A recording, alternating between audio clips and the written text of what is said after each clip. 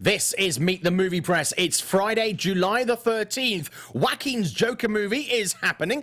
Billy D is not my lover, but he is back as Lando. Downton Abbey, the movie no one asked for. And other things we don't need. Number 127, a new RoboCop.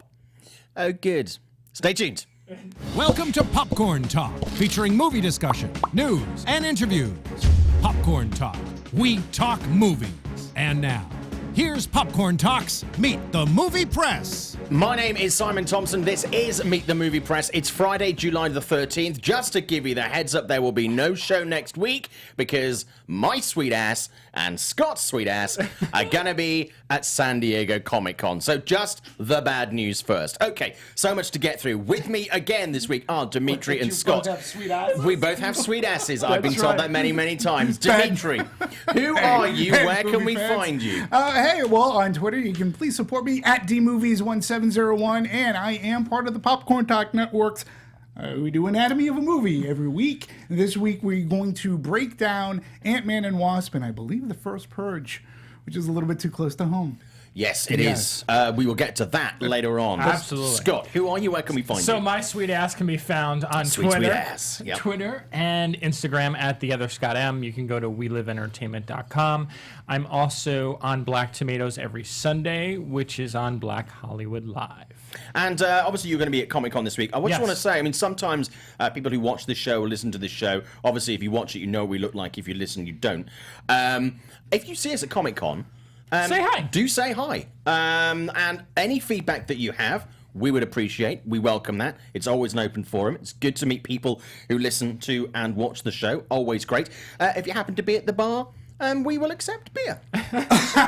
Just saying. If you are at the bar, this year they are going to be someplace, they're going to be sampling off the James T. Kirk bourbon. Which I have 2 bottles in reserve, which are shipping. I have to wait until October, but people who go to Comic-Con will be able to sample some. Couldn't they just beam them down a bit quicker? Well, it would be. Just beam it down my throat. That'd be sure. sweet. There you go. But yeah, so do if you do see us at Comic-Con this week, do say hello. Absolutely. It will be really good to meet any of you that are there. And we kind of think from the audience of this show, there might be a few people who watch the show. Just a few. There, which is Just a great. few. Oh, and My also, semi-sweet ass won't be there. you will not be here, but we No. will see your semi-sweet ass the week after. We'll It's be only back because I just here. had Taco Bell. That is true. Okay, let's talk about so many things to get through this week. Let's talk about, first of all, it broke sort of early this week. The Joaquin Phoenix Joker movie is officially happening. It's a movie that a lot of people thought was kind of like, yeah, this is not a thing that's actually going to materialize. But it is confirmed, and Joaquin's already been talking about it, which is quite good. Surprised that it's happening, and have you seen Joaquin's reaction this week? Yeah, I mean, it's. I'm actually down for this. Yeah, me too. Me too. You know, does this mean that we don't need the Jared Leto movie? Is that what that means, or is that still happening? Because I'm very confused. As far It's like the as I Chucky know- talk. Like there's like 2 different things. Like why? Why is this happening? I'm so confused. As far as I know, that is also still in the works. No shit. As far as I'm aware.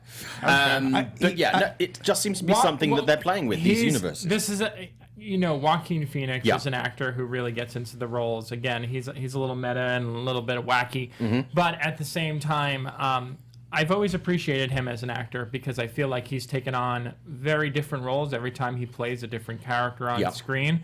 He never plays the same thing twice. And he's actually really freaking good in almost every movie that he's in. Yeah.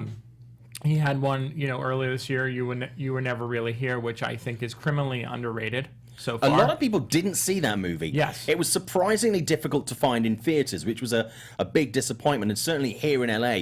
He did do a lot to promote it. He actually, when it was screening at the ArcLight, he spent an entire weekend introducing the film personally. Yeah. Joaquin's got better stuff to do than hang out at the ArcLight. I love the ArcLight, no offense. But he's got better stuff to do, and, he's a busy guy, but he still took the time out to do that. I just think, what was that, Anthony? Sorry. No, it's okay. Yeah, I actually went to go see this movie in theater in the ArcLight, and he did do that. Like, I was there when he did that. I actually shook his hand because I was walking in as he was walking out. Oh, that's cool. Yeah, it was pretty funny. And then he cut his hand off. And then he was like, "Oh, no." But no, that was dark. But yes, I mean, there was a lot of promotion certainly in LA, but I think it was actually outside of, say, the ArcLight in Hollywood itself. Yeah. It was quite difficult to find. But I agree with It you on wasn't the one fact. of those on-demand movies as well, right? It had a No, theatrical? it wasn't. It was theatrical, and then it's later being released. It wasn't a dual release.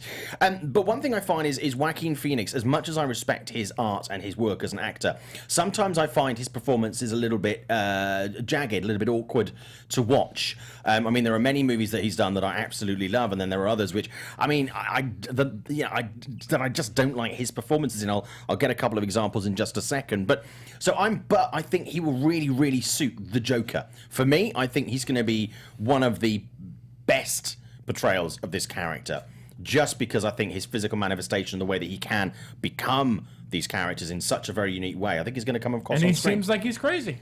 Yeah, I mean, And he seems like he's yeah, sure. I mean, he's certainly a guy. I mean, You when don't- he's you when don't he's feel that working way? on, I'm not feeling it on this one. Again, Really? Why is that? Well, because to your earlier point, what do we get, a Jared Leto Joker movie coming out, and now a Joaquin Phoenix Joker movie, and this is supposed to be, well, here's the other thing too, is this is, if I read correctly, it's supposed to be a Joker origin story. Yeah. So when does he become the Joker? Is it going to be the Wednesday. last Wednesday at approximately 3:30. Well, okay, then Yeah. all right, It's his, then his I'm white in. trash roots. If That's you what said- they're going to do. but He's going how to do you know, transition. though? He's going Because- to transition into Jared Leto. That'd be awesome. Yeah, but they've had like animated Batman Yes. movies Yeah. that have sort of given an origin story. And are they gonna bring Red Hood into this at all? Are they gonna make him a comedian? And I think this is as one of the a failed ways comedian? that they can get away with it. I say get away with it. It's not like they're doing a heist,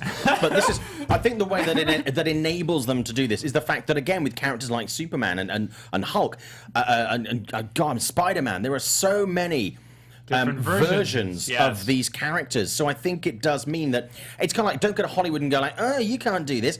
Comics did it first. You know, where you have these. I mean, it's like when we had Peter Parker as Spider-Man, then we had Morales as Spider-Man. But I have a so we have a lot of these things that run concurrently within. But what happens universe. usually is that they're different versions, right? But they're They are. also part of a different universe. Yep. So like in comics, you have like this one comic line, and then Yep. you have another comic line. So I think it's very different with movies because people connect the movies together. and they connect them as canon. Yeah. As they That is because fair. it's a That is fair. movie, it's a one-off. They could do a Joker series Yeah. and then bring the Batman into it. I'm just like, I think DC has to like just take a deep breath, count back from 10, and start all Well, over. I again. mean, and doing it with a Joker movie when you have a potential, two different Joker movies coming out. I agree. But what I would like to see, a lot of them, because I think, I've said this before, DC have some really great superheroes and they have some really great supervillains. What I would love to see is, and I know this is going to not be everybody's cup of tea, but obviously DC is having mixed results with doing superhero movies. I think if maybe alongside that they do concurrent supervillain movies. Oh, yeah. That I think could work, because seriously, DC has some absolutely amazing villains, but when it comes to putting them in movies with superheroes, they're not fulfilling that part. They're not ticking that box as well as I think they could do. Not saying they can't do it. I don't think they're doing it quite as well as they can do. And I think if you kind of balance that, eventually have them in the same movie, but I think you balance that by having really strong supervillains. I mean, look, Riddler, I'd love to see Riddler. I'd love to see a new Catwoman. I think there are so many people who could do that character so phenomenally well. I mean, there's a wealth of these supervillains that I think DC could and should develop. But also, we do have the thing with movies, but let's not forget that TV, we managed to have these exist alongside, and I do get the point of them nestling together as a universe. But I don't know. I'm open to it. I think the next movie should be Batman Catwoman.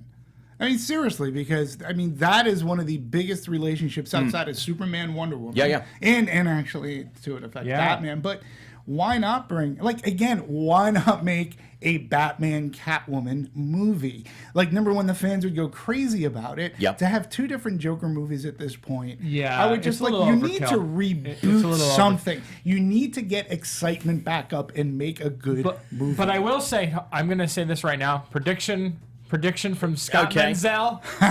DC is going to change everything around starting this year. Seriously. I agree. I think Aquaman, I think Shazam, and I think Wonder Woman 1984 going to blow every single one of them are going to blow away expectations. They've had a big internal reset. I mean, they've been quite public about that and making some serious changes from top to bottom. So I think it's... I mean, I'm with him in terms of I don't think we need 2 Joker movies right now and that they should be focusing on other characters.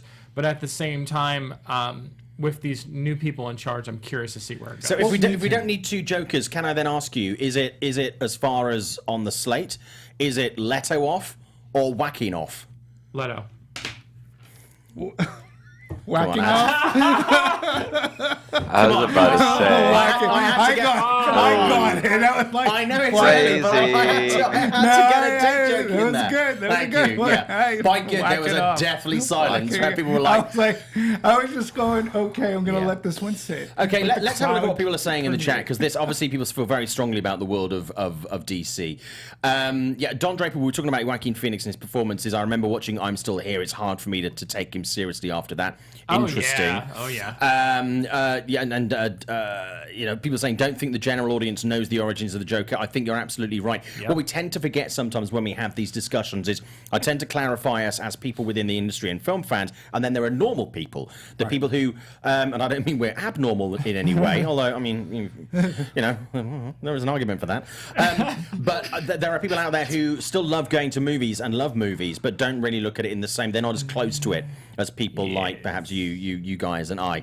Other people saying, Zaya saying that we don't need a Joker origin story. Just watch Fox's Gotham if you want that. Absolutely, 100%. But interesting though, with Gotham, I was reading recently, it's not a show that I watch, but they have someone who is basically the Joker in there, but cannot refer to the Joker. Correct. Yeah, so this is what, that was Cameron Monaghan's?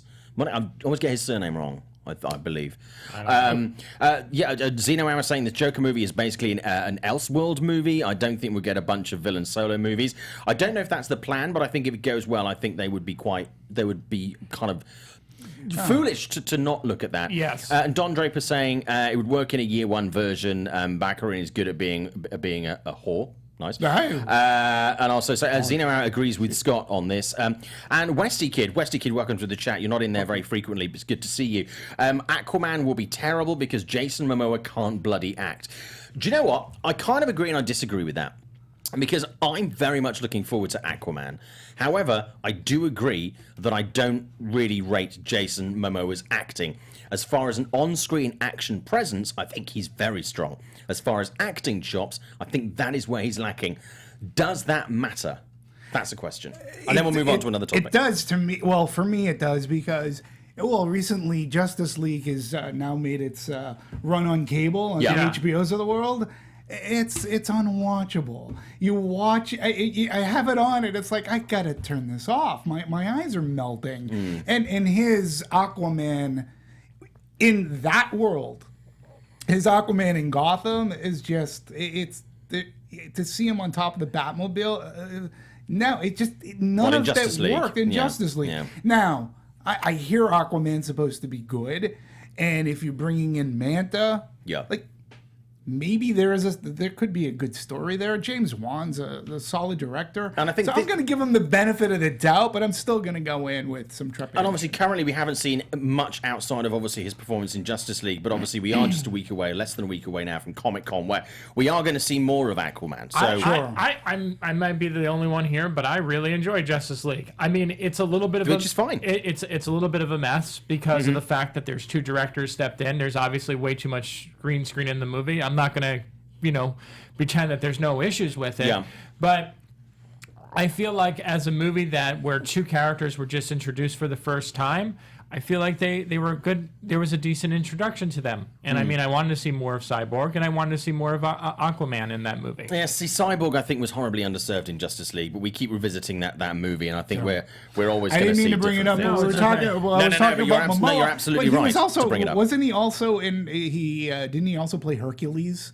And there was the year where there were 2 Hercules. The Rock was one.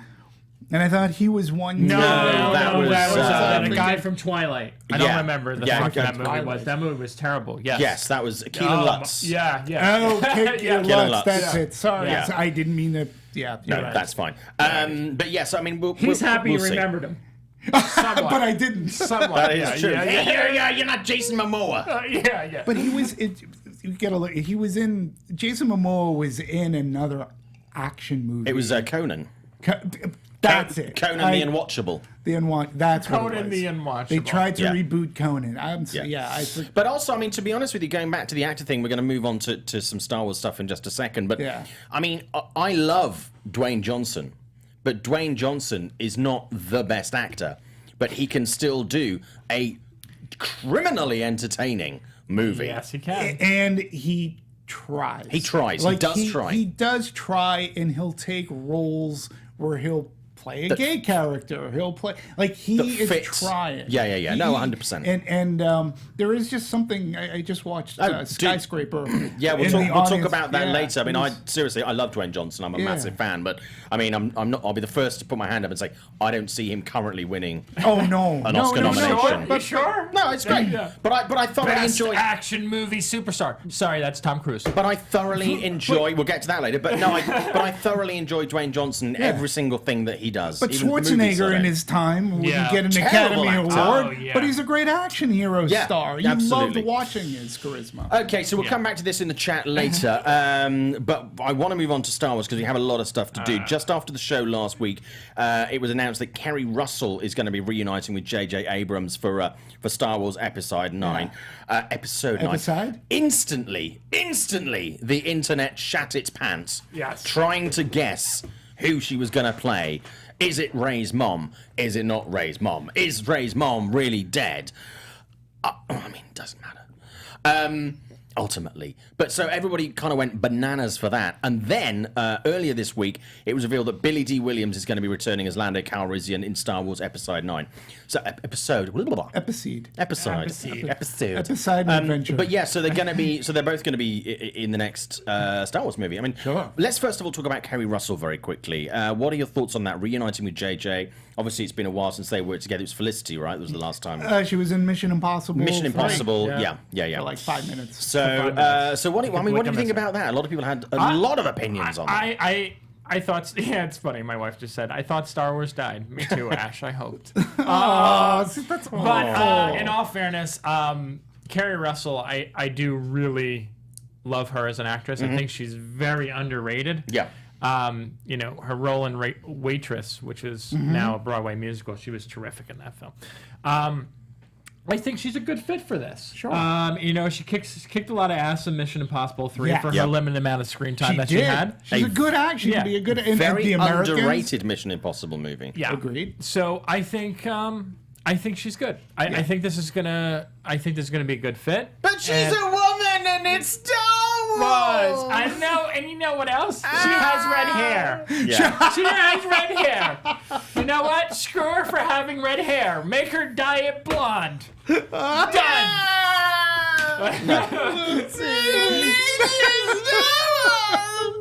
I'm actually all in. Yeah. As soon as I heard it, I was like, oh, it's great. You have a director. I'm all in. I like it. I don't care who she plays. You know what? I'll just wait and find out. I would like a surprise. She's not like one of those weird characters like Lupita Nyong'o, where I feel like she was completely wasted. Like you put Lupita Nyong'o in a movie, and then you waste her on like what is it, Maz? Is that her character? Yeah. Who then and who in Last Jedi wasn't really given a huge amount to do, which was kind of a shame. But the character is big enough to make it onto the Star Tours ride. So that's true. That is true, and to be a figure. Yeah, but I just hope that. Well, it would be nice if they don't CG her up like she's a, for lack of a better word, like a humanistic character. I don't know. You know what? I don't care.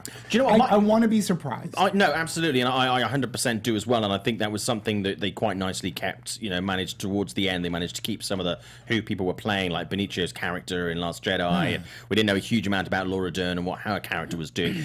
But no, I think I like her anyway as an actor. I find her very engaging. I like her performances, even when she's doing lighter stuff. I think she's still really good. And I think JJ really realizes that he needs to bring the A game to this. And I think there is something that they have, and we discussed this I'll on the tell you show what JJ's doing previously. right now. This is what he's doing. Paycheck 1, Mission Impossible 2 weeks from now. Mm-hmm. No, but it's true. I mean, I just think that this is going to be one that is going to they're going to make sure the standard is particularly high. And I don't think she'll have a small role. I could see her, and I'm basing this on absolutely nothing other than the fact that they have this relationship. You're a Star Wars fan now. Well, I think that she will have quite a large role. I agree. Yeah. You wouldn't make that kind of announcement. You wouldn't. I think, no. You know. So let's talk about Billy D. Williams returning as Lando Calrissian in episode 9 as well. I mean, I'm happy about that. I don't know. Again, I don't know how large of a character. None of us know how large of a character presence Lando will have. I'm assuming if they wanted to bring Billy D, as he's still alive, it makes sense. They've done it with other legacy actors from the original movies, so I would have been quite surprised if they'd a recast, unless there was a very good medical or personal reason not to do it, or financial. But yeah, no, I mean, I'm looking forward to seeing him back as Lando. It makes sense. Yeah. Because the relationship Lando had with Han. So Han Solo dies in Force Awakens. We tragically lose Carrie Fisher. Yeah. Luke Skywalker is he's a Force ghost. We don't have any of our legacy characters like Leia. Leia would have been a major part of this. I think that was the original. Wasn't that originally the plan? Yeah, absolutely. Yeah. And I think bringing a legacy character who in some way can mourn Han, in some way be part of this resistance, in one way, shape, or form, to me it makes sense because of the loss of Carrie Fisher. I think they're trying to figure out how are we going to fill this space, since we had a whole movie that was going to be around her in hope. I agree. So bringing him in makes sense. You know, the person that we're not ever going to see, the guy that plays Wedge Antilles. Wedge. See, I thought you were a Star Wars fan. No. Not that much, apparently. See, you don't know who Wedge is? No. Wedge Antilles. No. He's been there since Star Wars. His name's actually Reg. It's just the guy that named him had a speech impediment. Where's Wedge? Bring Wedge. See? Bring him to the spaceship. And I've out-nerded and geeked you too? Yeah. That's crazy. I have very much did. Okay, so let's see what people are saying in the chat. Okay, Ashley's saying side stories. Zeno Hour Kerry Russell is not playing Rey's mom. That's ridiculous. She's playing Lando's mom. Duh. That makes sense. Yeah. BlackRock 316. Billy D returning. They better have a good reason why he wasn't in the last 2 Star Wars movies. He was on vacation. Yeah, on vacay. Sky Patterson, congrats to Jimon Honsu. We'll get to that story later, so I'm not going to read that one out right now. Zayas Bilu saying, saw some fan theories speculating about Russell as Rey's mom, obviously. But then, this is what got him laughing, was Ahsoka, Sabine, or Hera from Rebels or Clone Wars. I probably butchered those names. So, and again, Zayas saying, agree that Lupita was wasted. I think it was a terrible shame, but I really want to see more from that character in some form moving forward. There's lots of comments on this. On people sort of their thoughts on having Billy D. Williams back as Lando. Question here from Zeno Hour from me. Do you think one of the first problems of the new movies is the First Order are weak and poorly constructed villains? I think that's part of the problem. Very much so for me. I think that's part of the problem. I don't think it's the problem. I think there are lots of quite large problems that gather together and make a problem ball. But I think that is an issue. I think the villains in it are lacking from the original series. And I think, to be honest with you, we had an element of that in some of the prequels as well. You know, I mean, I wasn't, even though Darth Maul was, a strong contender, there was no one really that I felt the same way as I did about the villains in the original Star Wars movies. But that might just be an age thing and the fact that I've known these movies for like 40 plus years. Well, it could be, but I mean, I don't have a problem with the Dark Order. Jesus, if you're going to look at failing villains, Greg Mendelssohn's villain in Rogue One, Jesus Christ, it was amazing that character rose to the level of what he was because he failed at everything that he did. Yeah. At least the Dark Order has like this power behind them. They blew up the rebel planet. Things are going on. I don't hold the criticism as harshly as you do with this. So I just don't know. What's going to be interesting is how they fit Carrie Russell into it. Is she going to be? She could be a villain. Like, why not? Right? There are factions of the rebellion that they said that are very well spread out that we don't know in this universe. To your point, J.J. Abrams is really going to have to bring this Skywalker saga to a really emotional, worthy ending. Yeah. You know, and he has a lot on his. He has a big burden on his shoulders because we all thought that Carrie Fisher's Leia would have died in Last Jedi for obvious reasons. Yeah. But they kept her alive. And it's like, oh, here you go, JJ. You got to fix this. Yeah. He's got a lot on his plate. So. He does. But we'll see. We'll see what happens. So far with the casting, I'm liking what I'm. And I I'm love hearing. Domhnall Gleeson. But we're quite a way off. Yeah. In this movie. Yeah, in this franchise. Okay, let's move on to the next thing. I love him, but not in this franchise. No. You loved him in Peter Rabbit. Wonderful. Okay, let's talk about Downton Abbey. That movie announced this morning that it is actually happening. It's going ahead. The original cast are going to be returning. You must be thrilled. Yes.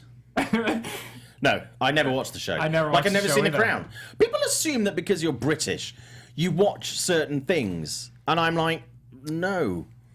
I have no interest. As great as I hear it is, the Crown. Stereotyping. I like to play against type. Well, you know, the word England is making its way back. I hear it's not used enough. It's not used Downton Abbey, though, obviously, I mean, there have been talk about this movie for a long, long time.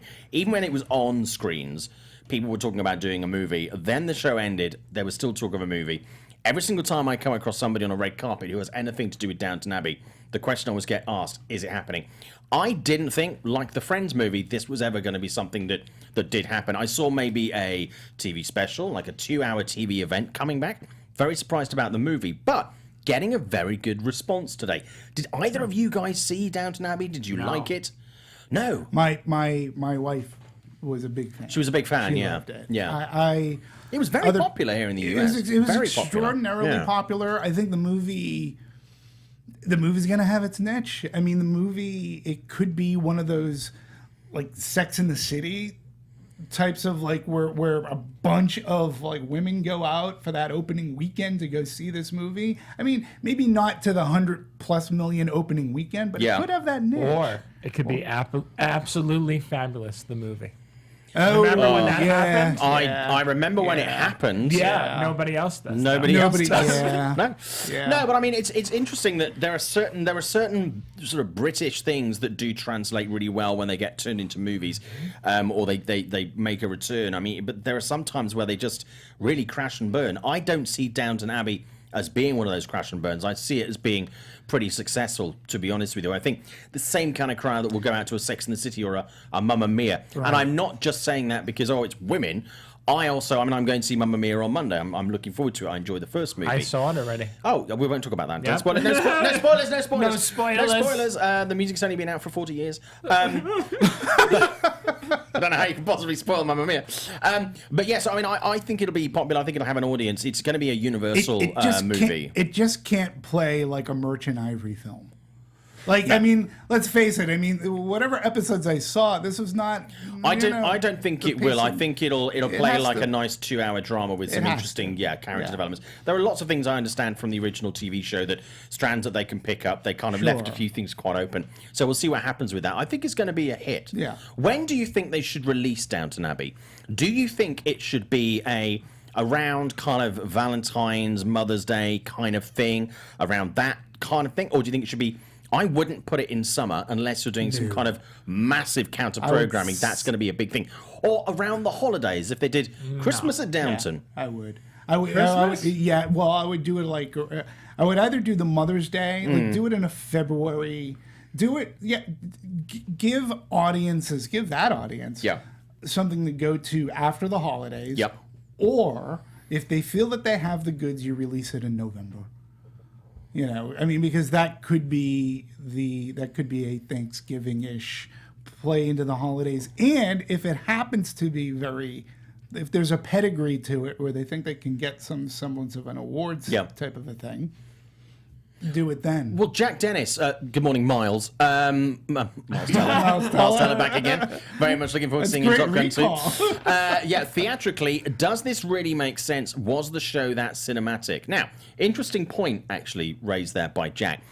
I think if you wanted, this is the kind of thing that wasn't cinematic on the small screen, but I think if you put it on the platform of a big screen, I think you have the opportunity to really make it more epic, to really use the ability to do wide shots, lots of really exciting, searing, that you can get the most benefit out of, rather than just looking great on the TV. Really get that benefit of seeing it on the big screen and with the sound and everything else. Yeah, it could play like a very lush period piece. Yeah, the depth in the houses and that kind of thing. This was a PBS show. Yeah. And I'm not going to take away from its popularity. Let me talk about a different audience, huge fandom, if not even more so than Downton Abbey, but still PBS show, and that was Doctor Who. If they were to make a Doctor Who movie, would that be a huge hit? I mean, again, you've got huge fans who watch it on TV. Yeah. You got to get the big thing with Downton Abbey is that you'll have to get that female audience in, and you'll have to convince everybody else to go see a very lush period piece, which is what it is. A lot of guys probably, unless they're dragged, with dates, but I know there were a lot of men who watched it as well. A lot of men watched it. So a lot of people flocked to this stuff. It's. I mean, and I think also that the whole pomp and circumstance and the poshness of this society life of British people. I mean, when the royal wedding was on quite recently, a lot of people who tuned in to watch the royal wedding. So I can see this having people who aren't really generally into that. But they kind of get swept away with it. People watch that. Is it because of the smoking hot Meghan Markle? More than likely. Just saying. Is that just what thinking. it was? Yeah. She's very pretty. Oh, I should have tuned in. I didn't watch it. Now, Jack Dennis is saying we'll move on from this in just a second. 10 million budget at most or financial bust. I can see it being 10 to 15, and I think they'll very easily make some nice profit on this. It's an overseas movie too. Like, that's something that should 100%. be 100%. Yeah, I mean there are huge places in Asia that love this kind of movie. I think it's something that could potentially very easily sell and do very, very well. Yeah. I'm saying maybe Hall H Comic Con next year. Absolutely. Oh, Yeah, Hall H Comic Con. It'll fill it up. As they appear to be putting pretty much anything in there right now.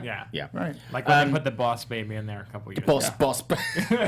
Boss Baby 2 back in the hall. But yeah, so we'll see what happens. Ashley, one more thing from Ashley. Yes, it would. They play the Christmas specials at theatres, and it does fairly well. Doctor Who works in the theatre well. Those are one-night events. Not entirely swayed by I know what she's saying. She's talking Who. about those Fathom events. Yeah. And she's right. And the reason why BBC continues to do those one-offs because they're one-offs. Yeah. They did that with Star Trek episodes, with classic episodes. Yeah. Fathom events will do it. They know how to market those really well. My point was, you have Finn, will you get them to go away from the TV and to go see it at a theater? And again, we are talking lush period piece movie. Yeah. And then you got to figure out, how do we release this movie? Is this going to be an art house film? Are we going to platform it? Are we going to go wide when it comes out? I think they're going to sort of kind of have to go wide when they They're going to go wide with this. It's wide or nothing. Yeah. So we will move on from Downton Abbey. Want to talk about the new RoboCop movie. It's coming from Neil Blomkamp. Obviously, we heard that he was going to be making that Alien movie for years that never really happened. He made District 9, did Chappie. Chappie. Crappy Chappie. Although I have friends who do love that movie, and we constantly disagree on that. New RoboCop movie. Why? Yeah. Why? I have to say that the one that they did a couple of years ago was just terrible. It came at a time when there had been a couple of these classic movies. That guy they were Joel pushing. Kinnaman. Oh my God, He they was kept in pushing him Suicide for Squad. everything. Yeah, they just keep trying to push him. It just was not. It was not a great movie. It was better than the Total Recall remake with Colin Farrell, which was just awful. Just awful. That RoboCop movie was so disappointing because didn't it have Samuel L. Jackson and Michael Keaton in it, and they couldn't save it. Yeah, that's pretty bad. If I was, say, at Walmart or Target or any other store, and I saw that Blu-ray or DVD, like in the bargain section, I wouldn't buy that for $1. You wouldn't even even use it as a coaster. That's where my Florida Project screener is. It says it's a coaster. As a coaster, Really? nice. I love that movie. Yeah. Did you? Good. Yeah, Well, but everybody needs coasters. Yeah. And all our coasters don't have to be the same, which is totally fine. yeah, I just think your why. I was never I was never Team Blomkamp. District 9 to me was very overrated. I thought it was an okay movie. I thought it was good. Then every movie after just got worse and worse for me. See, I like District 9, and I think, again, for me, I think a lot of the movies have got worse as they've continued. I mean, I like the one that you did with Matt Damon. I did kind of like that Elysium? one. Yeah, I kind of enjoyed that. It was quite fun. Jodie Foster is wasted. But I didn't like Chappie, and I'm just not excited about a new RoboCop movie. I think the problem for me is the fact that there are so many people who are now sort of getting into film, sort of the younger end of the market, who are discovering RoboCop for the first time. And even though it has aged, I think it still stands up particularly well as a pick within a genre. I wouldn't call it a genre pick, but certainly a pick within the genre. And I don't know if there's anything that we need to add or change about that, or there's much that can be sort of improved, updated, obviously, because of technological advances. But I just don't know. It was also so definitive in its creation it's of the also character. weird because I feel like sometimes the remakes or the reboots, they just don't work. Like, there's not as big of audience as people think there is for certain movies. Like, Dredd is a great example, okay? The Dredd remake is terrific, but no one saw it. Yeah. And no one really cares besides fans, diehard fans, and people like us.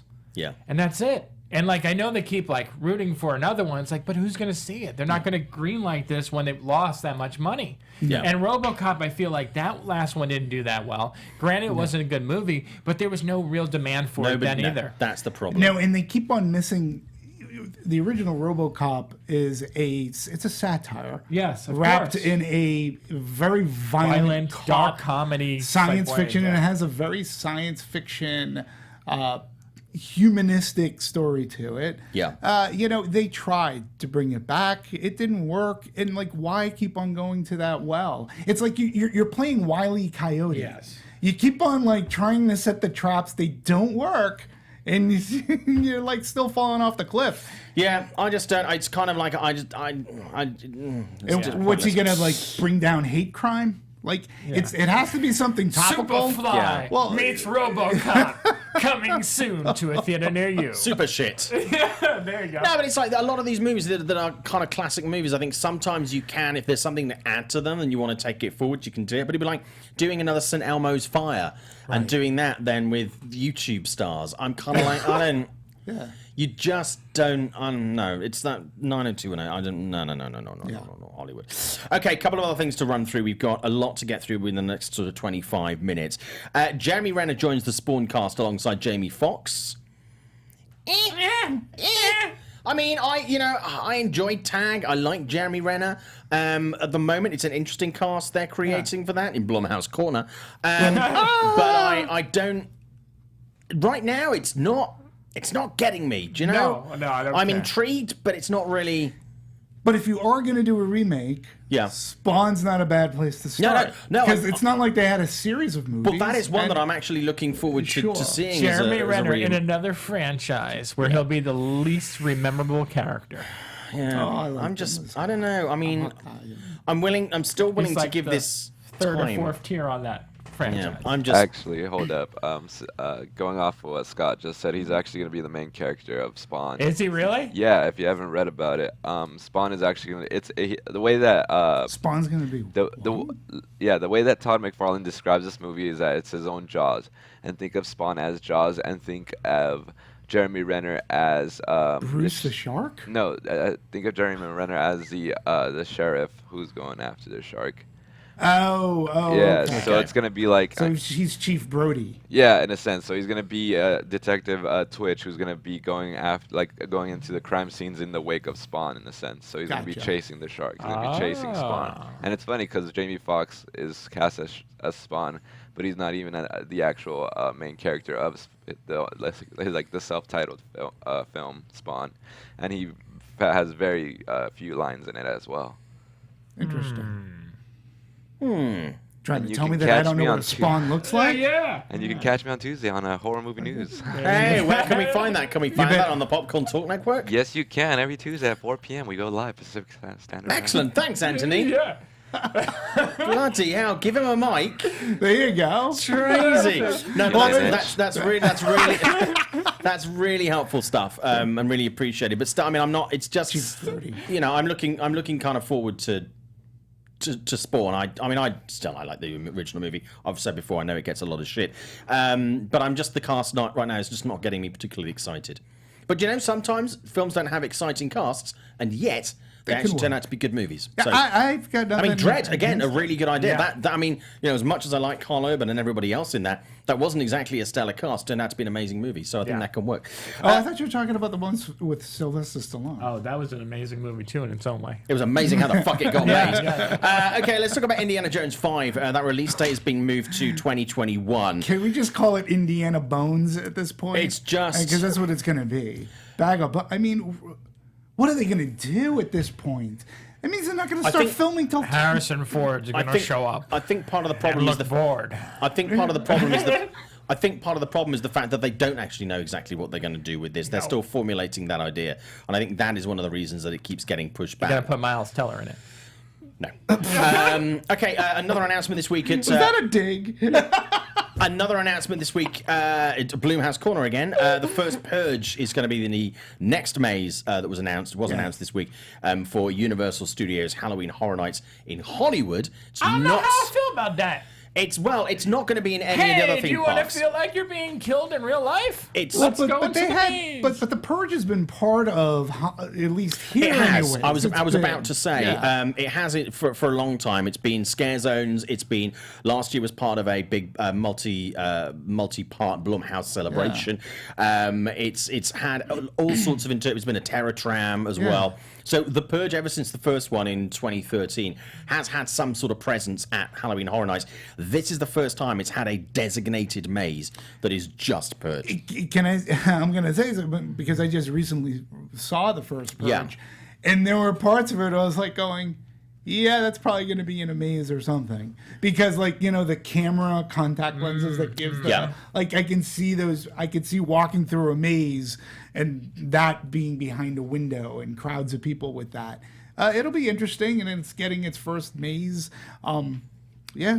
I always love what they do there anyways. It'll be a good time. Yeah, and there are a couple of other announcements coming up, obviously between now and the event. It launches on September 14th this year, so that's really not far away at all. So you can expect the other mazes announcements to come thick and fast.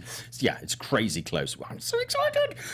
What I would love to see is, I mean, the Transformers ride, I don't think it's going anywhere anytime soon. It still proves very, very popular. But I would love to see them convert that into a Purge motion ride. It might have people purging. Seriously, at the end I think like that would be terrifying. Oh, come on, I think that'd be a good idea. I'm just saying, if it happens, it's not going to happen, but it would be pretty cool. Okay, we touched on this earlier. One of the guys in the chat mentioned this. I think it was perhaps Zayas or someone else. Was talking about Shazam. Going back to DC, quietly casting Jimon Honsu as a 3,000-year-old wizard. Or Jeff Sessions. As his name.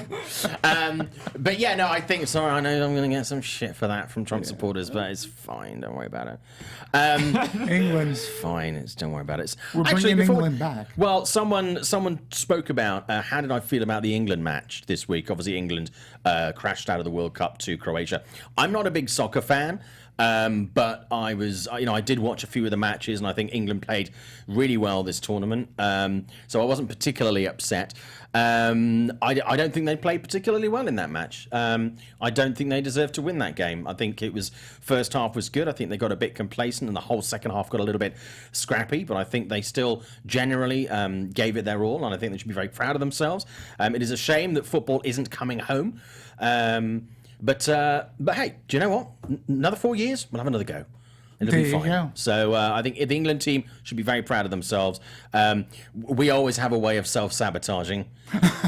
So I wasn't entirely survived that we didn't But as for my home nation, I'm very sorry that obviously they won't be celebrating, going into the World Cup final this weekend. But I think England should be very proud of themselves. They did a really, really good job. So congratulations. I know they're a big fan of the show. Cheers. I know all the England squad watch Meet the Movie Press. Oh, good. Yeah, they do.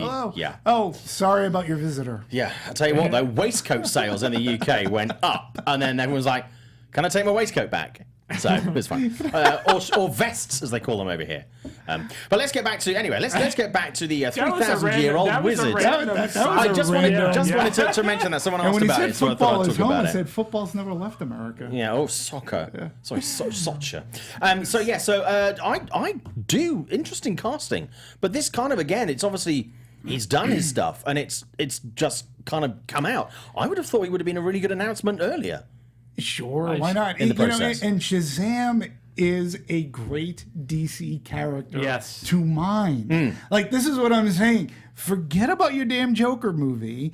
Focus on really good characters. And if you're going to reboot anything, the one character or characters, or the one character that deserves a reboot in the DC universe, Green Lantern. He deserves because it is a great character in the comics and done right, and it can be done right if you're going to reboot a character. But Shazam is a really good example of a great DC character that should be mine. This looks so much fun. I can't wait till we see the trailer next week, because I know it's coming at Comic-Con. I would be very surprised if it doesn't make an appearance at Comic-Con next week. We've already seen the first image or two. I think there's one or two images, sort of coming out with funny. I'm really looking forward to seeing what they've done with this, because I don't love the DC movies so far. I mean, some I've really enjoyed and some I haven't so much. But I really want to see them put out something like they did with Wonder Woman, where it's really like, yeah, you can. I've got you on this. You can do it really, really well. And this is going to be totally different. It's going to be totally different, and it's going to have a lighter tone. And David F. Sandberg, and that might really work for them. Really might work for them, which is great. And great, great and interesting casting. This could be their Thor Ragnarok. Marvel's Black Widow has tracked down a director in Kate Shortland, an Australian, I believe, which is quite interesting. We were talking earlier about projects that you didn't think made. I thought that was going to sit on the boiler for a little bit longer. I was really quite surprised. I don't know when we'll see it. There's no release date talked about at the moment, but I think that'll be quite interesting. Chadwick Boseman crossing 17 bridges in an action movie produced by the Russo brothers. That's going to be great. Chadwick Boseman, very, very good. Discovered he's actually older than I thought the other day. Really? Yeah, I thought he was in his 20s, but he's considerably. He's 35. Yeah, he's in his late 30s. Is he really? Which I thought was quite interesting. So that's quite good. I really like Chadwick, and I think even before he entered the Marvel Universe, he did a lot of really good performances that didn't get the recognition that they deserved. Agreed. I'm really pleased now that post Black Panther, post being part of Marvel, people are really starting to look at it and really consider him for these really, interesting. He's a great actor. He is. He can be really, really charisma strong. on screen. Really good. Mm-hmm. Yeah, very contained and very calm. I think he's very, very pleasant to watch. Interesting. It's not necessarily movies, but Warner Brothers wanted to build a sky tram to the Hollywood sign. If you know the geography of LA, the Hollywood sign is here and kind of Burbank is here. Right. So that would make logistic sense. Sure, it wouldn't be particularly attractive. Yeah, and but it would make logistic sense. And how else are they going to pay for these new DC movies? And but I think seriously, on a serious note, I think it'd be a way for them to really. That part of the landscape is featured in so many movies. Right. I think it would be really. They could do some really interesting content to make that ride come alive, really embracing technology. Sure. And I think it would make it more than a tourist cash grab. Because I'll be honest with you, I did the Warner Brothers tour, I think it was 2 years ago now. And I'm always slightly dubious about these kind of things, but the content that they have on that tour and things that you see, it really is worth the money that you pay for it. It's a really good experience. And I think if they can then add that and create this different thing, I think rather than have it as a private venture that's not linked to a studio, this is a really good call. What do you guys think? And do you like the idea? I think it's a good idea. So many people would love to get up there, and they do so because it's not legal, if I'm correct. No, to be able to get up there, people right? do stuff. Yeah, so I don't think it's a bad idea for tourism, and it is so part of Hollywood. It's so part of Los Angeles, or in Southern California, for that matter. The construction for this would be so insane, though. Yeah, and one bad earthquake could ruin your day. That's a problem. Oh, my God, yeah. Yeah. I mean, I don't think we'll see it anytime soon. I mean, it'd be a great job creator. So I think that's another positive, which is very good. But I think the real problem is going to be seismic stuff.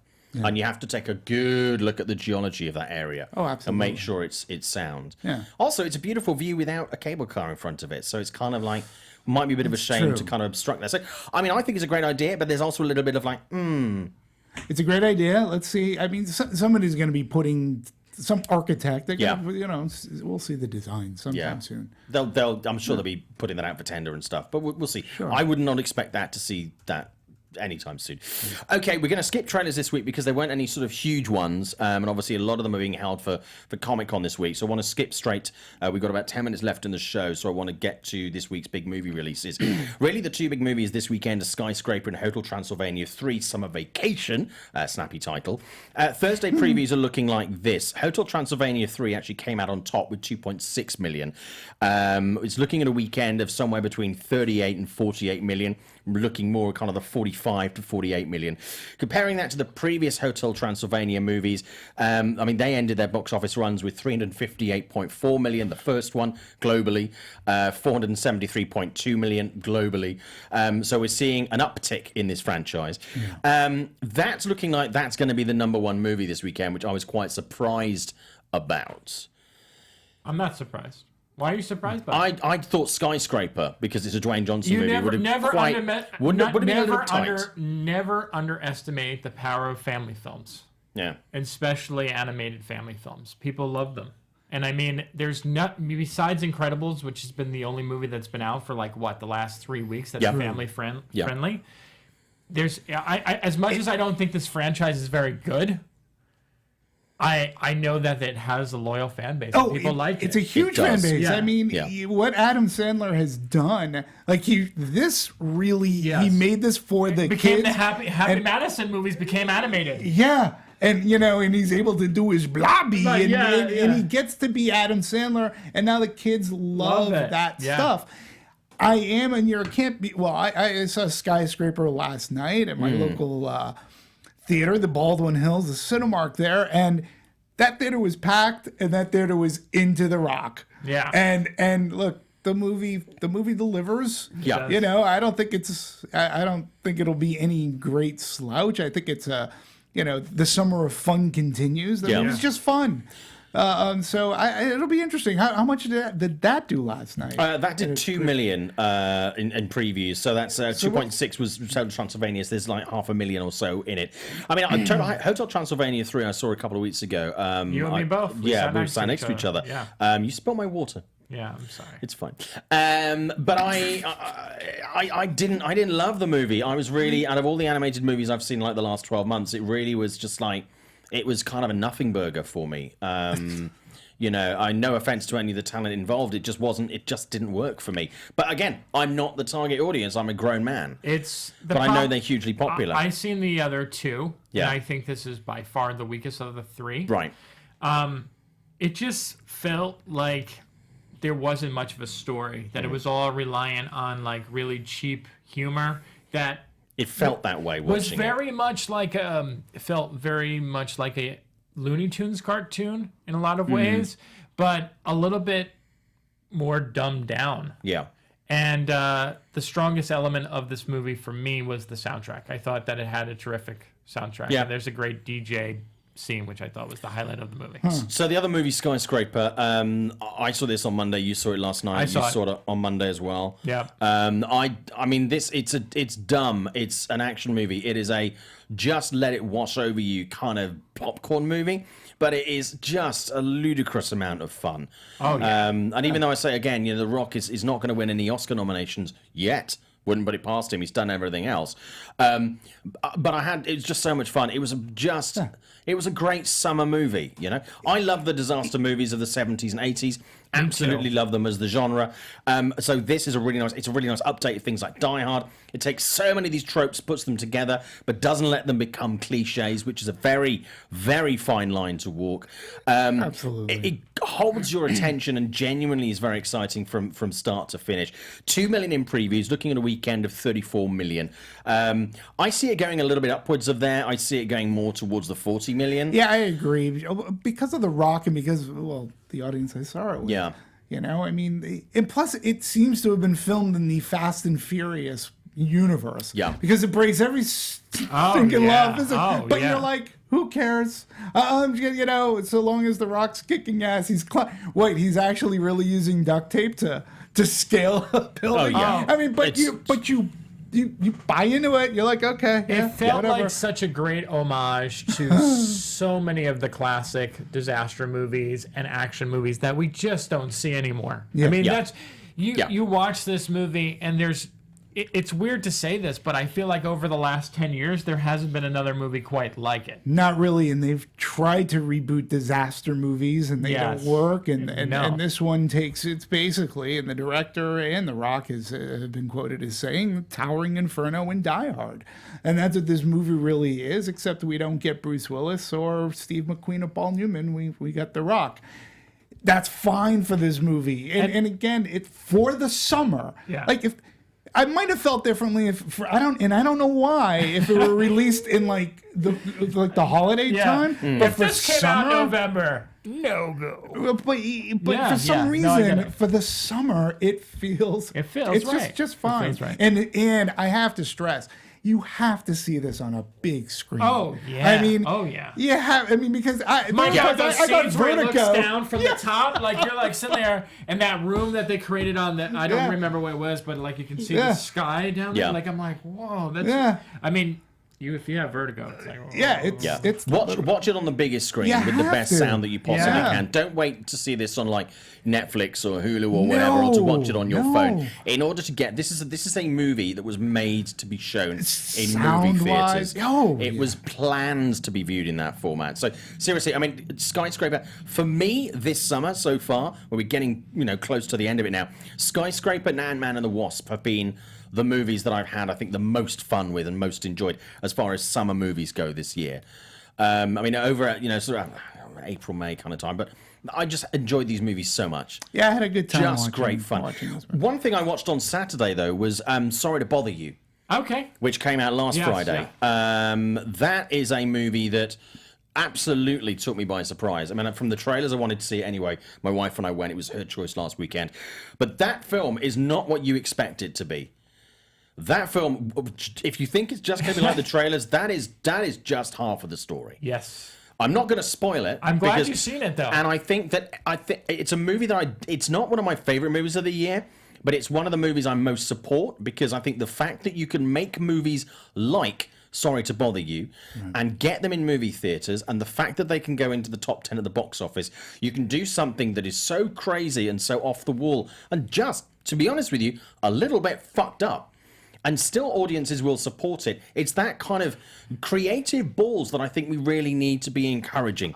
And if you put your money behind these movies, I think Hollywood will refine and improve and still go out there with these crazy off-the-wall ideas and really put some of that creativity back in the multiplexes. I couldn't agree with you more. That movie is... I get what you're saying. I know there's like a lot of people have like issues with the movie. It's not a perfect film. No. But it's ambitious as hell, and it's batshit crazy. I know that's like the quote of this movie. I feel like everyone's saying that. But it's bananas. You gotta... Boots Riley has created something that is so out there and so different, and it makes statements about the world and society. Yeah. And I think it's such a bold movie. It's something that you cannot... Bold is a great way to describe it. You can't compare this to any other film. No. It's really original. Yeah. And I think that's why I admire it so much. And I think that's what needs to be applauded. Yes. You know, especially again, when I talk about the summer. Yeah. it's these films that bring diversity. It's these films that actually supplement box office. People don't understand this. People always think, yeah, we have to focus on the tentpoles because they bring box office up. Yeah, but when the other studios, even with the smaller film, can stay in theaters for a long period of time, whether it's sorry to bother you, whether it's an RBG or a good documentary, right? Book Club was like, man, that changed everything this summer. I can't believe that movie's over $100 million. Even Ocean's 8 has done over $100 million. Yeah. But these are the movies, right, that we sort of like, once they're out of the top 3, before it used to be top 10, then it went top 5. Now it's pretty much top 3. We forget about them. How about the fact that Won't You Be My Neighbor has been in the box office for the last 2 weeks, and everyone is talking about it. Everybody talks about it, but these supplement, these raise box office, and these, to the people who say that they're losing, that it's down, that people don't go to the movies. No, these are the movies that prove that people do go to the movies, that they do want something different. And it is a movie-going experience. It's one of the few movies this year where I've literally sat there and gone, what? Yeah. but for a good reason. Right. But for good reason, going, where did that come from? Yeah. It's batshit crazy. Yeah. And I'm not going to say I love the movie because I didn't love it, but I absolutely just had, it was just, I'm really glad I saw it. Right. I came away with it with so many different things to just going on in my head. It was just refreshing. Nice. And I don't think you have to necessarily love a movie to come away and going, I enjoyed that. I really glad I saw that movie. Yeah. And I think sometimes people get a little bit, you have to be glad you've seen it if you love it. But it's like sometimes I see movies that I think are flawed, but I'm really you can appreciate what they're doing. That's another thing that's happened with our movie-going audiences today. When the movie's great. Not everything has to be great. I know. Why do people always have to say that? Oh yeah. It's like people will say, "What did you think of the movie?" Well, it wasn't that. It wasn't great. Yeah. Well, not every movie has to be. No. Skyscraper is not a great movie, but I will have fun watching it, and I will admit that's a fun time at the box office. I said the same thing about Jurassic World Fallen. Yeah. Great. That's not a great movie. No. But I had fun. Yes. Not every movie you cheapen the word great. Right. You keep on saying, it was great, or well, it wasn't great. That puts a negative connotation on where you could still have a good time. Yeah. Yes. And you know what? I don't want every movie to be perfect. I want there to be room for improvement sometimes. I want to have things to be able to look at it and go, I loved 80% of it. Here are the things that I want to discuss that I didn't quite sit right with. And it'll make me appreciate a great movie when it comes out. It's also, that was his Perfection's boring. That was also his first movie, which is also crazy just to think about, like how he was able to pull that off, and he worked with all these people in Oakland who he was friends with to make that movie happen. Yeah, that's like if you pitch that to a studio, people would be like, no way whatsoever. No. But that man got that movie made. He got his friends together. He's like, you know what? You want to make this crazy movie with me? And people did. And do you know what?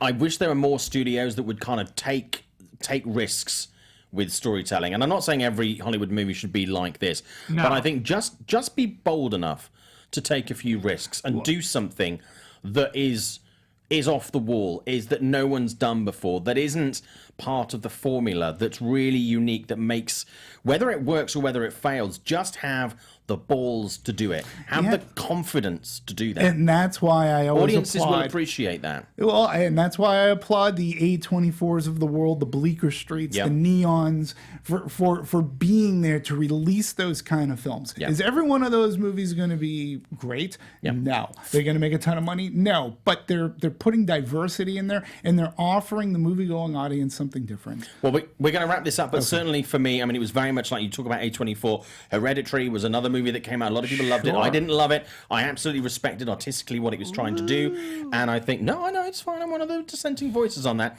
But I think Sorry to Bother You is a completely different type of movie. But I also am like, massive kudos to what they did with that. So. Also, speaking of A24, there's a movie called Eighth Grade, which that I comes out haven't this week, seen. I want to catch. And you should definitely go see it. It's one of the best, and I mean best, and most realistic coming-of-age movies that I've seen in quite some time. And I know everyone says, like, every time a coming-of-age directorial debut. Yes, but this is just, it feels so authentic. My wife, Ashley, used to be a teacher. She hated the movie because she felt like it was way too realistic. So, which we told the PR rep, and she said, "This is the best bad review I've ever heard." So, great. Well, it would have been nice if one of the PR reps could have invited me, but that's fine. Hashtag Mission Impossible Fallout. But I'm seeing that next week. Well, week after. I've got Comic-Con next week. So, we are going to wrap this up. Demetri, you are going to be doing Anatomy of the Movie this week. What are you covering? We are going to be doing Ant-Man and Wasp. Yep. Can't wait to talk about that movie. And I believe we're going to do a second one. We're going to talk about the first Purge. Fantastic. And Scott, where can we find you and what do you got this week? Sure. So today is Friday. Today is Friday. Yep. The 13th. Sunday, I will be on Black Tomatoes at 5 p.m. over on Black Hollywood Live. What is Black Tomatoes? It's just a movie. It's kind of like a movie review talk kind of thing, like where we just analyze movies and we just do a brief rundown of everything that came out this week. All right. And it's me and Carla Renata, and we're going to be talking about all the movies that came out, of course, this week. So we'll be talking about 8th Grade. We'll be talking about Skyscraper again in a little bit more detail. We're also going to have an early look, since the embargo is up, on Mission Impossible Fallout. Jack Dennis in the chat. One final thing from the guys in the chat. Are you going to be great? No. Will they make money? No. Talking about movies. Do you know what? This movie is making money. It's in the top 10 at the box office. Yeah. And if you make it, sometimes they will come. But if you don't, we'll never know. My name is Simon Thompson. You can find me on Twitter and Instagram at ShowbizSimon. There will be no Meet the Movie Press next week because Scott and I are both going to be in Comic-Con. If you are in San Diego and you see us, say hello, give us a wave. Slap their sweet asses. Slap us. No, we do not condone that kind of behavior. But I do. But Just do feel free to do it for me because I won't be there. Do feel free to say hello, give us a wave, and maybe buy us a beer. We really appreciate it. Thank you so much for tuning into the show. If you like it, please tell your friends, like, subscribe, comment. We love to chat to you in the comments after the show. We really appreciate it. But please keep it civil. That is always appreciated. We are a friendly film community. Have a great week, everybody. We'll see you after Comic-Con.